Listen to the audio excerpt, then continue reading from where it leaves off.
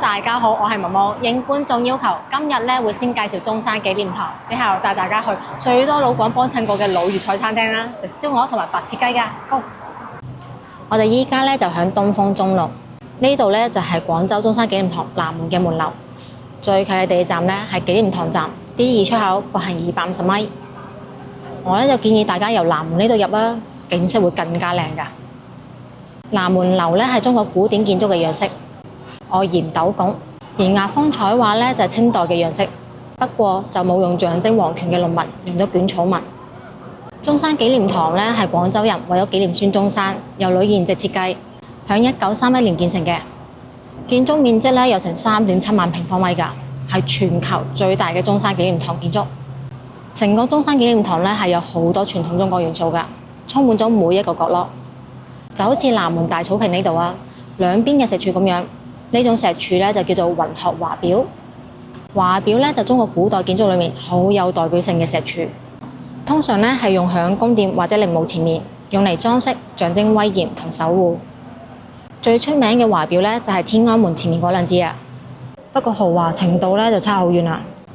天安門咧係用漢白玉做㗎，雕咗雲紋同盤龍，象徵皇權。而呢兩支咧係用花崗岩，柱頭咧就雕刻咗雲紋同仙鶴。柱身咧就雕咗雲紋，象徵國泰民安。八個基座咧就雕刻咗須彌山嘅紋樣，所以咧就叫做須彌座啦，象徵莊重同埋神聖。我哋可以隱約咁樣睇到越秀山頂嘅孫中山紀念碑。其實紀念碑咧同埋紀念堂都係由呂彥直設計，都係響廣州舊市嘅城市中軸線上面。廣州中軸線上面嘅碑堂一體，互相呼應，可以睇得出孫中山響廣州嘅地位㗎。中山紀念碑嘅位置咧，以前有間明朝嘅觀音廟，所以越秀山咧響舊時又叫做觀音山。咁為咗起中山紀念碑，就拆到觀音廟啦。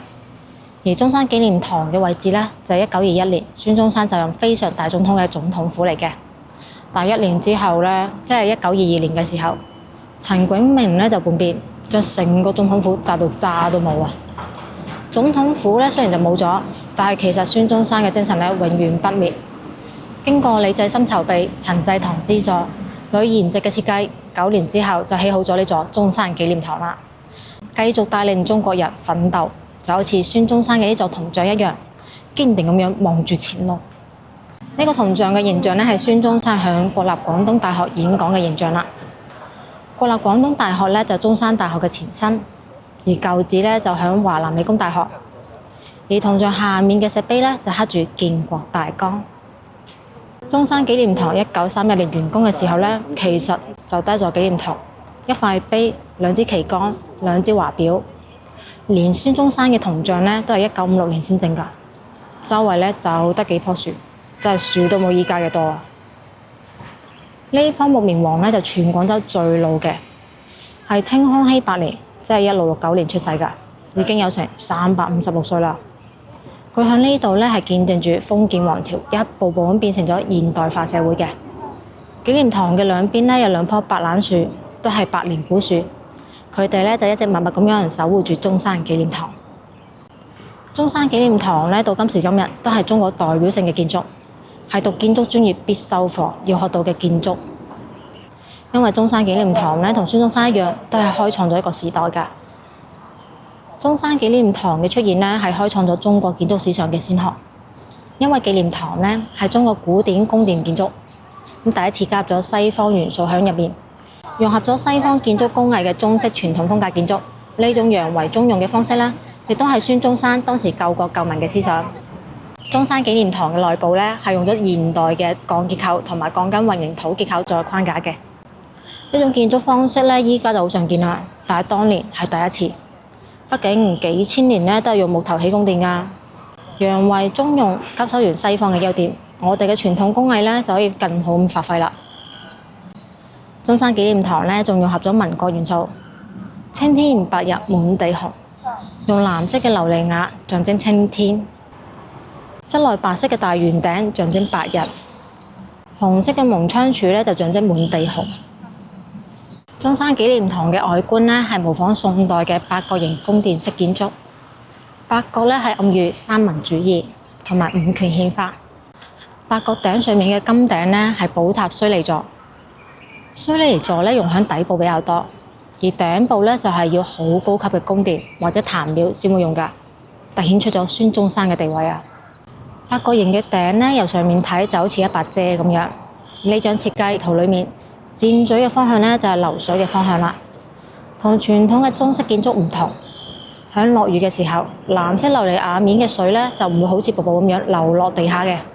因為喺屋檐口咧係有截水溝嘅，水咧會由牆裡面嘅管道流到室外。瓦脊上面嘅呢啲凹凸嘅形狀咧就叫做博古啦。我喺陳家祠系列影片裡面咧都有詳細介紹過。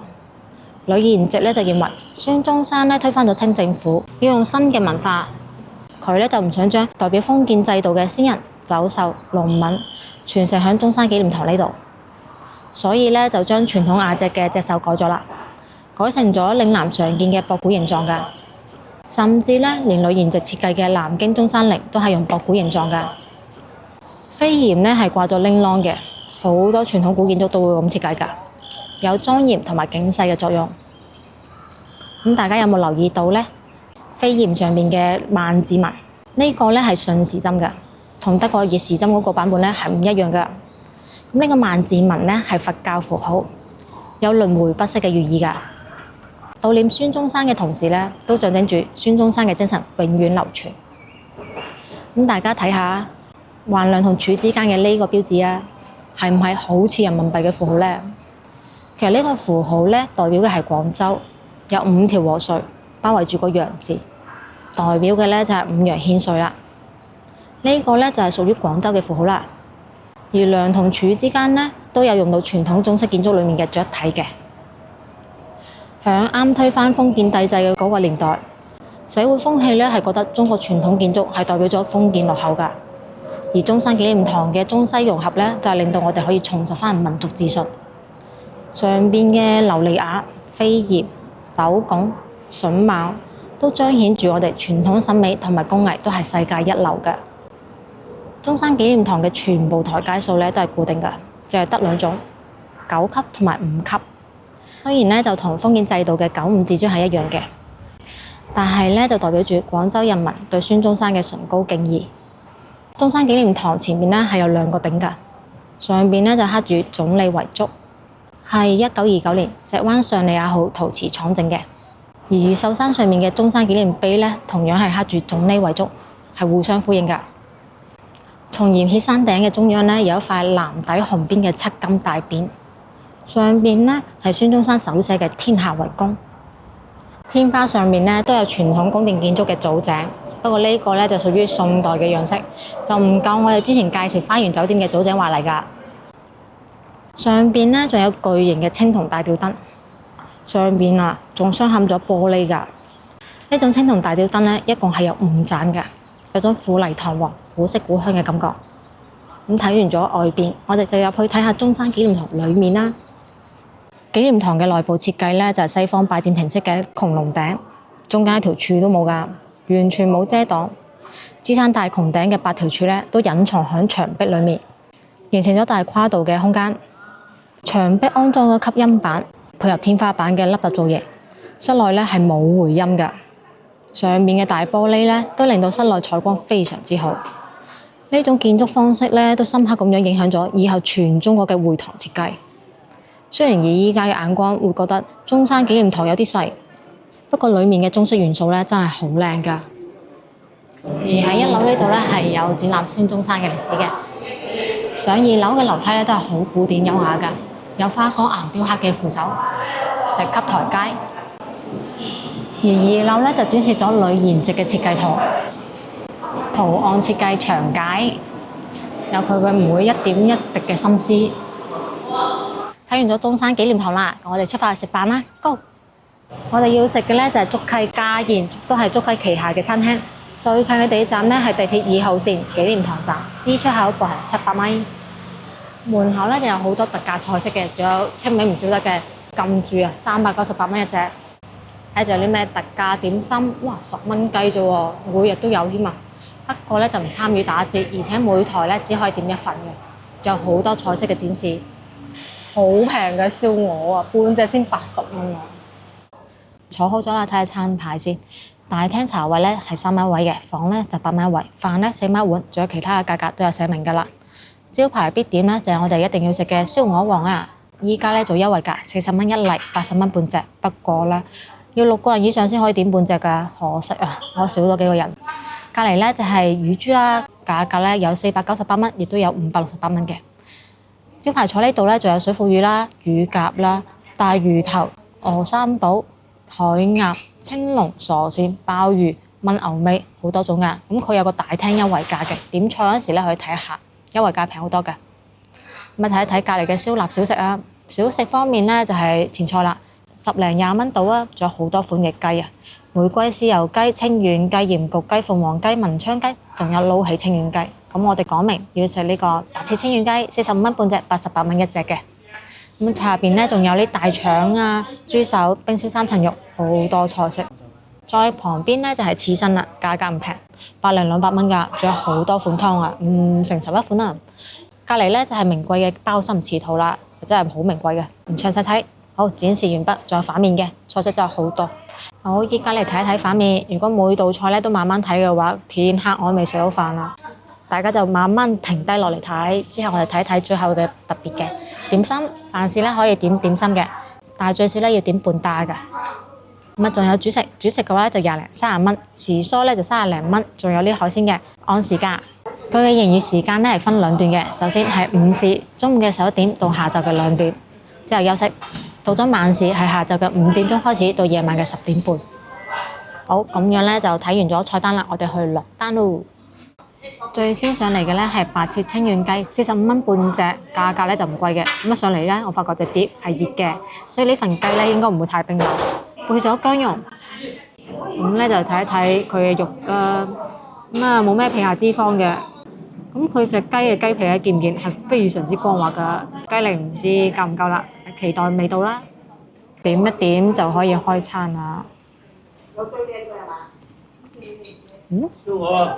又唔算好差喎，皮都爽嘅，肉咧雖然容易咬開，但係咧我覺得唔夠嫩滑咯，而且有少少韌啊。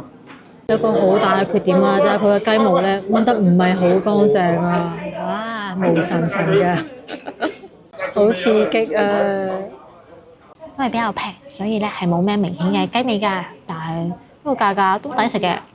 燒鵝皇要咗1例嘅40蚊，下裝留俾，又真係有得俾我揀喎。不過呢隻燒鵝上手係凍嘅，睇下下邊啲肉，咁啊有剔肥膏嘅，不過剔得咧就唔夠乾淨。皮嘅話咧係有手感嘅，但係就唔算好脆，真係食埋佢先知啦。咁啊配咗酸梅醬嘅，期待味道啦，先40蚊，有好多肉㗎，係好抵食㗎。其實佢有點蠟燭仔保住暖嘅。只不過碟係熱嘅，佢係凍嘅啫。試下味道啦。哇，皮好大喎！第一啖完全唔到肉，第一啖皮咧就覺得唔算太差，但係食到入邊啲肉咧係有汁水嘅，但係就唔飽滿咯，而且口感係比較鹹嘅，屬於非常之抵食一份鵝。但係咧要揾味覺上嘅享受就差咗少少啦。咁佢除咗髀之外嘅其他燒鵝呢啲肉咧，嗰陣皮咧係唔脆嘅，而且咧係偏肥嘅，見唔見好明顯嘅脂肪？並且咧食咗咁多件之後，我發覺佢真係冇咩鮮甜味，仲有少少臊味添啊！但係40蚊呢個價錢咧係抵食嘅，人哋一半嘅價錢咋，所以都可以理解嘅，1分錢一分貨咯。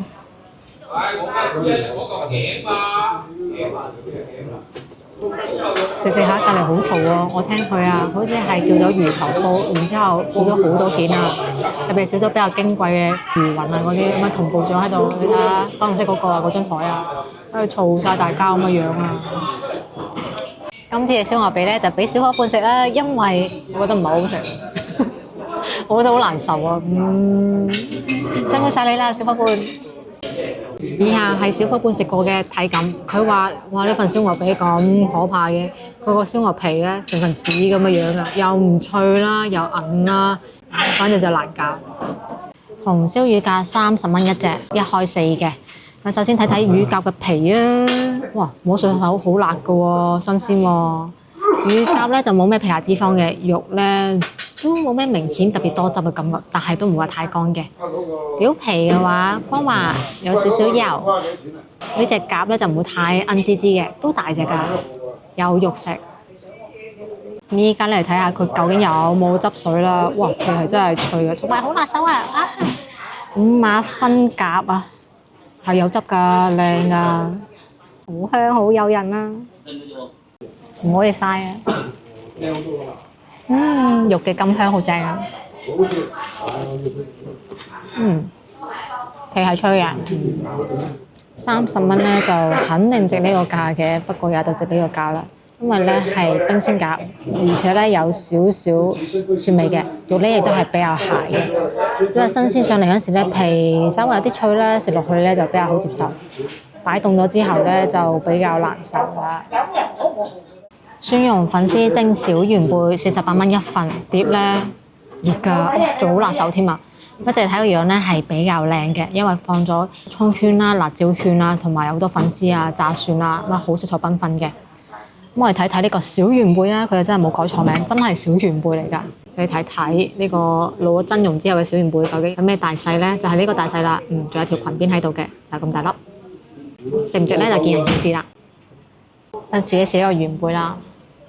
聞到有蒜頭嘅香味，食落去嘅話就蒜蓉味為主，鮮味唔係好覺。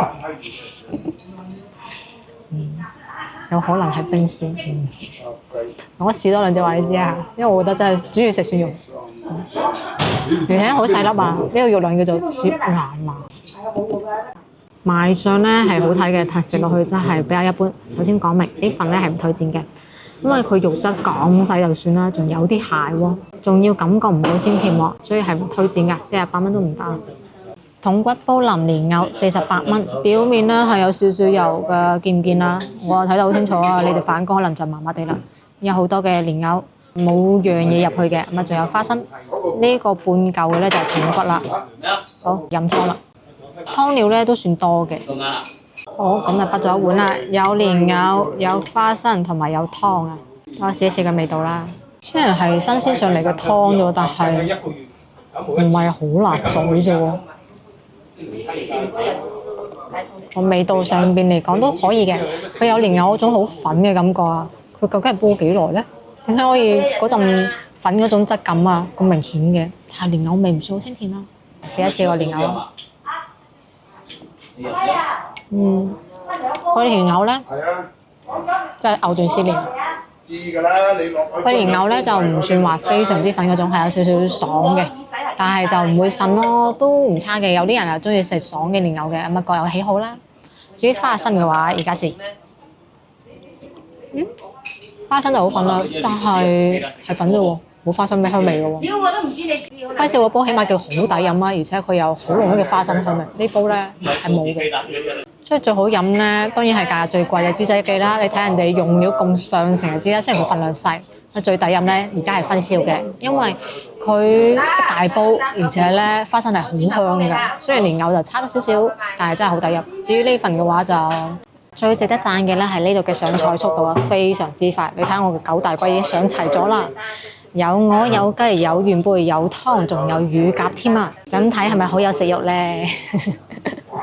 事實咧，食飽飽咧就埋咗單啦，一共咧係食咗219蚊嘅，實付169蚊，都係用咗政府200蚊減50蚊嘅消費券㗎。169蚊就可以食到咁多道菜啊，真係好抵食啊！今次咧一共係試咗佢5個菜嘅，咁啊全部都30-40蚊，淨係睇價格就知啦，抵食嘅。但我今次食嗰隻燒鵝咧，我覺得係唔滿意㗎。